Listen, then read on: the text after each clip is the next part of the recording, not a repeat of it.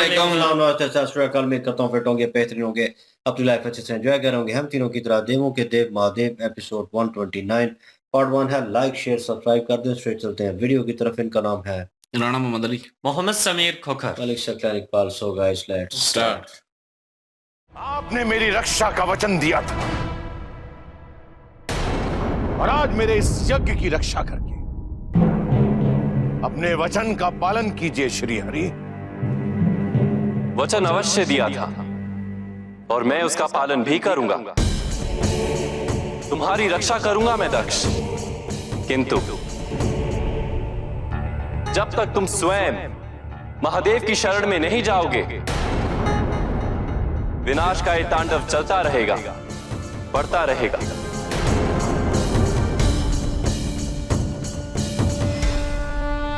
और अंततः तुम्हें महादेव से क्षमा मांगनी ही होगी।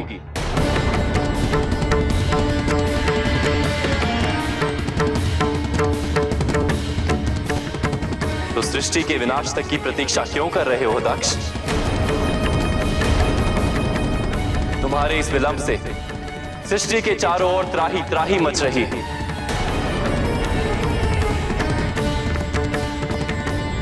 जिस संसार के संचालन का उत्तरदायित्व तुम्हारा है, तुम अपने ही हट और अहंकार में उसके विनाश का कारण बनते जा रहे हो।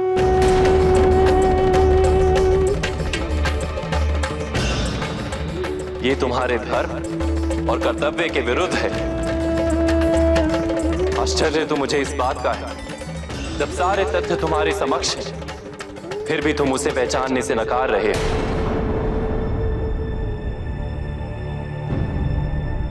कहो दक्ष, तुम्हारे मन में क्या शंका है? बोलो। सहस्त्र भुजाओं वाले विष्णु, क्या उस अष्टभुजा वाले वीरभद्र का वध नहीं कर सकते? वध? महादेव की प्रतिकृति का वध?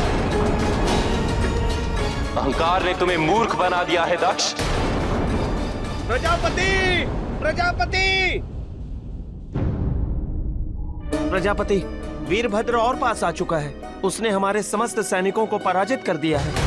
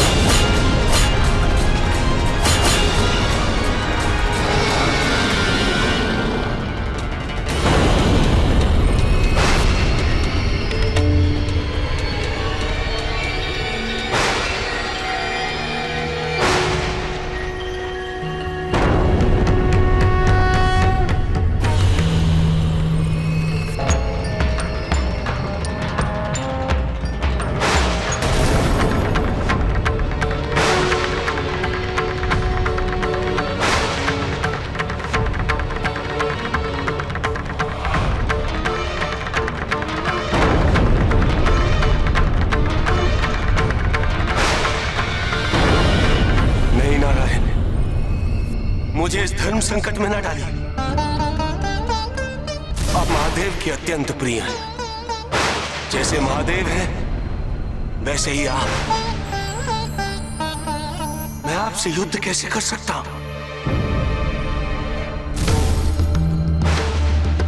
नहीं प्रभु, धर्म और अधर्म के इस युद्ध में अधर्म का साथ ना देते हुए मुझे संकट में न डालिए। मैं महादेव के आदेश पालन हेतु कटिबद्ध हूं। मुझे दक्ष का वध कर उसके अहंकार का विनाश करना ही होगा।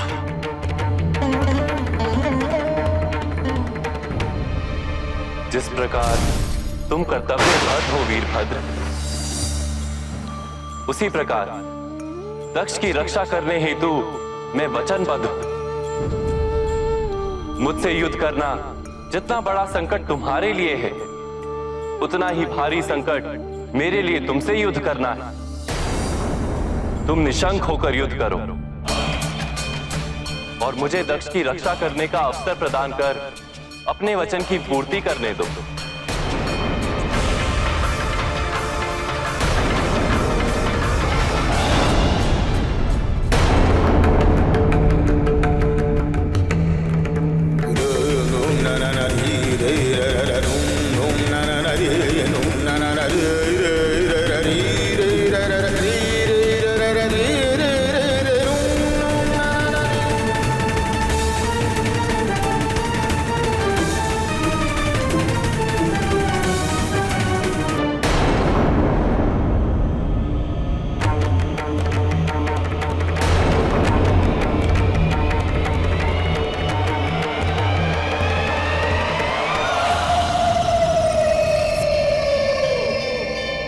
जाओ भद्रकाली, जाओ और वीरभद्र को इस असमंजस से बाहर निकालो। धर्म और अधर्म के इस युद्ध में आत्मसमर्पण संभव नहीं, उसे लड़ना होगा।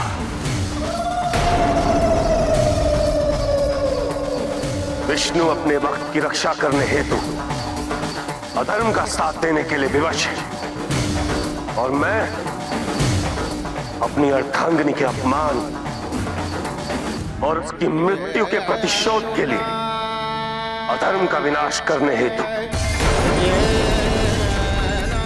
जब तक समस्त संसार का विनाश नहीं हो जाता युद्ध पर विराम नहीं लग सकता।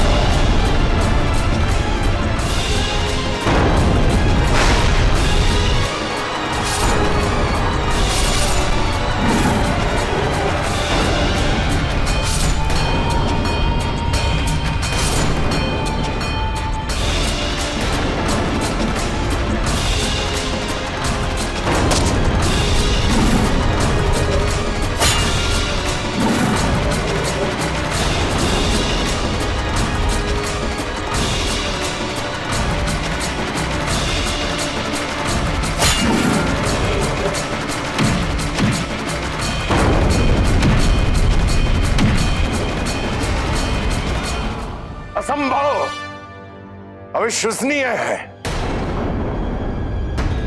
आपकी सेना, भगवान विष्णु की सेना एक वीरभद्र का सामना नहीं कर पाई, उसकी सेना को रोकने में असमर्थ है। मैंने तुमसे पहले ही कहा था दक्ष, इसे रोकना संभव नहीं है। आपके लिए संभव नहीं है। आपके लिए, यदि आप चाहते तो अपने इस सुदर्शन चक्र से इस वीरभद्र का एक क्षण में वध कर सकते थे, किंतु आपने ऐसा नहीं किया प्रभु, आपने ऐसा नहीं किया। क्या मैं आपसे पूछ सकता हूं कि ऐसा क्यों? कहीं ऐसा तो नहीं कि आप इसे रोकना नहीं चाहते? कहीं ऐसा तो नहीं कि आपके मन में अपराध का बोध इतना हावी हो गया है कि आप शिव को प्रसन्न करने हेतु जो वचन आपने मेरी रक्षा करने का मुझे दिया था, आप उसे नहीं निभाना चाहते? शांत दक्ष, शांत।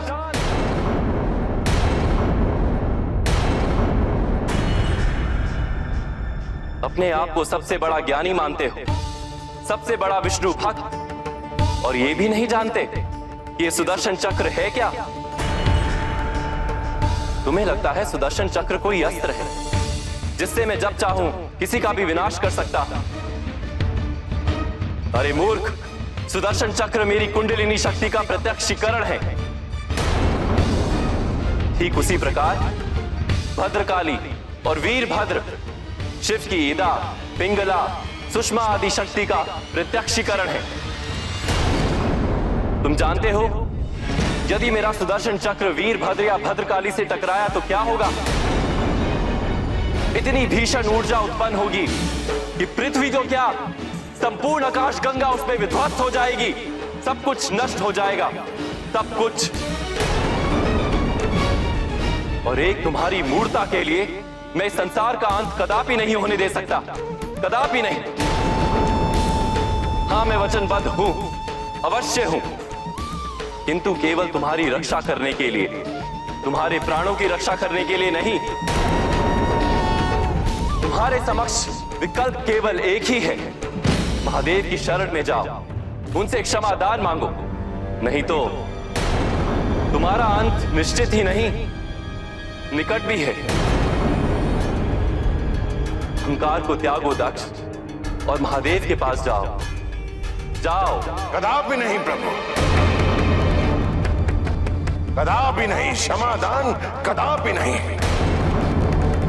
जी, विष्णु जी से बहस हो रही थी और वो उन्हें लग रहा था प्रजापति दक्ष को कि वो उन्हें बचाएंगे क्योंकि वो वचनबद्ध है और वो उनसे वार्तालाप कर रहे थे कि आप ये नहीं कर सकते। तो कहीं ना कहीं शिव जी जो है वो कह रहे हैं कि एक ही हल है तुम्हारे पास के जाके शिव जी से इस चीज़ की कह लें कि क्षमा मांग लें और वो माफ़ी मांगना ज़रूरी है उनकी।